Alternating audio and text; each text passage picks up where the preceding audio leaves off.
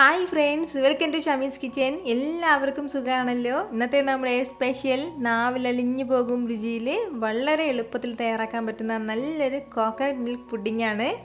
ഈ വീഡിയോ ഇഷ്ടമായാൽ ഇതൊന്ന് ലൈക്ക് ചെയ്തേക്കണേ. കൂടെ തന്നെ സബ്സ്ക്രൈബ് ചെയ്യാനും ആ തൊട്ടടുത്ത് കാണുന്ന ബെല്ലൈക്കനിൽ ഓളും മറക്കാതെ ഒന്ന് പ്രസ് ഔട്ട് ചെയ്തേക്കണേ.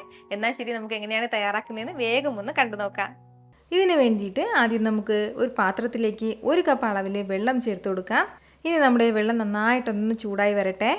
നമ്മൾ വെച്ച് കൊടുത്ത വെള്ളം നന്നായി ഒന്ന് ചൂടായി കഴിഞ്ഞാൽ പിന്നെ ഇതിലേക്ക് വേണ്ടത് ഇതുപോലെ ഒരു 10 ഗ്രാം അളവിൽ ചൈന ഗ്രാസ് ആണ്, അതായത് അഗർ. അത് നമുക്കിതിലേക്കൊന്ന് ചേർക്കാം. ഈ ചൈന ഗ്രാസിന് പകരം നമുക്കിതിലേക്ക് ജെലാറ്റിനും ചേർക്കാവുന്നതാണ്. ഇനി നല്ല രീതിക്ക് തന്നെ ഇതൊന്ന് തിളപ്പിച്ച് നമ്മുടെ ചൈന ഗ്രാസ് എല്ലാം ഒന്ന് മെൽറ്റായി കിട്ടട്ടെ. ഒരല്പസമയം കൊണ്ട് നല്ല രീതിക്ക് ഒന്ന് തിളക്കിയാണ്. ഇത്രയും സമയം കൊണ്ട് തന്നെ നമ്മുടെ ഈ ചൈന ഗ്രാസ് എല്ലാം നന്നായിട്ടൊന്ന് മെൽറ്റായി കിട്ടിയിട്ടുണ്ട്. അപ്പോൾ ഇത്രയും തന്നെ മതിയാവും. ഈ ഒരു സമയം ഇനി നമുക്ക് വേണ്ടത് നമ്മുടെ മധുരത്തിന് ആവശ്യമായിട്ടുള്ള പഞ്ചസാരയാണ്. 1 കപ്പ് അളവിലാണ് കേട്ടോ ഞാനിപ്പോൾ ഇതിലേക്ക് പഞ്ചസാര ചേർത്ത് കൊടുക്കുന്നത്. പഞ്ചസാരയും ചേർത്തിട്ട് നന്നായിട്ട് വീണ്ടും ഒന്ന് ഇളക്കി കൊടുക്കാം. പഞ്ചസാര എല്ലാം ഒന്ന് മെൽറ്റായി കിട്ടട്ടെ. ഇപ്പോൾ നമ്മുടെ ഈ പഞ്ചസാര എല്ലാം നല്ല രീതിക്ക് തന്നെ ഒന്ന് ഉരുകി കിട്ടിയിട്ടുണ്ട്. ഇനി നമുക്കിതിലേക്ക് വേണ്ടത് അത്യാവശ്യം വലിയ തേങ്ങയിൽ 1 മുറി തേങ്ങ ഞാനിപ്പോൾ എടുത്തിട്ടുണ്ട്. എന്നിട്ട് അതിൻ്റെ ആ ഒരു ബ്രൗൺ ഭാഗമൊക്കെ ഒന്ന് അരിഞ്ഞ് മാറ്റിയിട്ടുള്ളതാണ്. അപ്പോൾ ഇതുപോലെ അരിഞ്ഞെടുത്ത തേങ്ങയിലേക്ക് 1 കപ്പ് അളവിൽ വെള്ളം കൂടി ചേർത്തിട്ട് നന്നായിട്ടൊന്ന് അരച്ചെടുത്ത് അതിൻ്റെ തേങ്ങാപ്പാൽ നമുക്ക് എടുക്കാം. ഇതിപ്പോൾ ഒരു 2 കപ്പ് അളവിൽ തേങ്ങാപ്പാലാണുള്ളത്. അത് ഇതിലേക്ക് ചേർക്കുകയാണ്.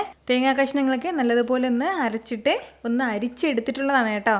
അരിച്ച് വേണം തേങ്ങാപ്പാൽ നമുക്ക് ഇതിലേക്ക് ചേർക്കാനായിട്ട്. ഇനി നന്നായിട്ട് ഇതെല്ലാം കൂടി ഒന്ന് മിക്സ് ചെയ്ത് കൊടുക്കാം. അപ്പോൾ ഇതിലേക്ക് ഇനി ഫ്ലേവറിന് വേണ്ടിയിട്ട് നമ്മൾ ഇതിലേക്ക് പ്രത്യേകിച്ച് ഒന്നും ചേർക്കേണ്ട ആവശ്യമില്ല. നമ്മുടെ ആ തേങ്ങാപ്പാലിൻ്റെ ആ ഒരു ഫ്ലേവർ തന്നെയാണ് കേട്ടോ ഇതിലേക്കുള്ളത്. തേങ്ങാപ്പാൽ ചേർത്ത് കൊടുത്തു കഴിഞ്ഞാൽ പിന്നെ ഇത് തിളപ്പിക്കണം എന്നുള്ള ആവശ്യമില്ല. നല്ല രീതിക്ക് ഇതൊന്ന് ചൂടായി കിട്ടിയാൽ മാത്രം മതിയാവും. ഇപ്പോൾ നമ്മുടെ ഈ തേങ്ങാപ്പാലെല്ലാം നല്ല രീതിക്ക് തന്നെ ഒന്ന് ചൂടായി കിട്ടിയിട്ടുണ്ട്. ഇതൊന്ന് തിളയ്ക്കുന്നതിന് തൊട്ട് മുമ്പുള്ള ഒരു സ്റ്റേജാണ് കേട്ടോ. അപ്പോൾ ഈ ഒരു സമയം ഇനി നമുക്ക് ഇതുപോലെ ഒരു 2 ടേബിൾ സ്പൂൺ അളവിൽ കണ്ടൻസ്ഡ് മിൽക്കും കൂടി ചേർത്ത് കൊടുക്കാം. കണ്ടൻസ്ഡ് മിൽക്കും കൂടി ചേർത്ത് കൊടുത്തിട്ട് വീണ്ടും നല്ല രീതിക്ക് തന്നെ എല്ലാം കൂടി ഒന്ന് മിക്സ് ചെയ്ത് യോജിപ്പിച്ചെടുക്കുകയാണ്. ഈ ഒരു രീതിക്ക് നന്നായിട്ടൊന്ന് മിക്സ് ചെയ്ത് യോജിപ്പിച്ചെടുത്ത് കഴിഞ്ഞാൽ പിന്നെ നമുക്ക് ഫ്ലെയിം ഓഫ് ചെയ്യാവുന്നതാണ്. ഇനി നേരെ തന്നെ നമുക്കൊന്ന് സെറ്റ് ചെയ്യുന്ന ട്രേയിലേക്ക് മാറ്റാം. ഞാനിപ്പോൾ ഇതൊന്ന് സെറ്റ് ചെയ്യാനായിട്ട് ഇതുപോലെ ഒരു സ്റ്റീൽ തട്ടാണ് എടുത്തിട്ടുള്ളത്. ഇതിന് പകരം നമുക്ക് ഗ്ലാസിൻ്റെ ട്രേ ആണെന്നുണ്ടെങ്കിൽ ഏതാണെങ്കിലും പ്രശ്നമൊന്നുമില്ല. അപ്പോൾ ഇതിലേക്ക് ഒരു അല്പം ഓയിലൊന്ന് പൊട്ടി കൊടുത്തിരിക്കുകയാണ്.